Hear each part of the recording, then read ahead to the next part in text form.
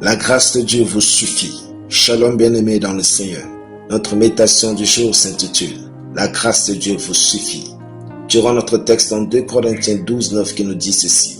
« Et il m'a dit, ma grâce te suffit, car ma puissance s'accomplit dans la faiblesse. Je me glorifie donc bien plus volontiers de mes faiblesses, afin que la puissance de Christ repose sur moi. » Alléluia. Vous n'avez pas besoin de tout avoir pour faire ce qui est exceptionnel.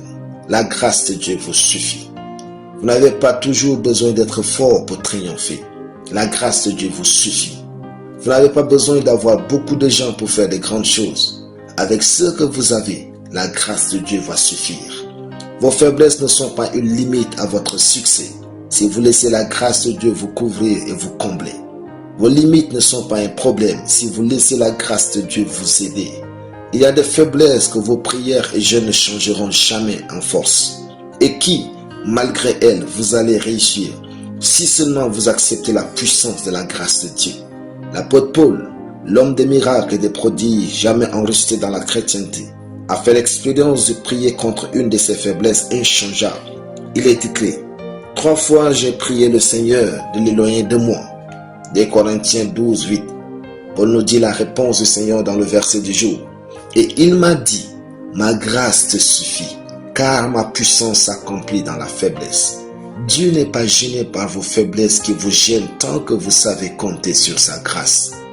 Lorsque Paul l'a enfin compris et dit, je me glorifierai donc bien plus volontiers de mes faiblesses, afin que la puissance de Christ repose sur moi. Ne laissez personne vous faire sentir ridicule ou sans valeur à cause de vos faiblesses. La grâce de Dieu vous suffit. Vous n'aurez pas plus de valeur quand toutes vos faiblesses disparaîtront. En effet, votre valeur n'est pas définie par vos faiblesses, mais par vos qualités et ce que vous en faites. Faites donc ce qui vous distingue dans le monde en prenant la grâce de Dieu comme appui.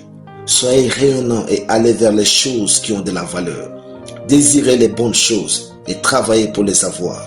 Glorifiez-vous de vos œuvres en Christ et faites de votre vie quelque chose que tout le monde aimerait avoir. Aspirez à la grâce de Dieu et laissez-la fonctionner au maximum de sa capacité en vous. Alléluia. Prions.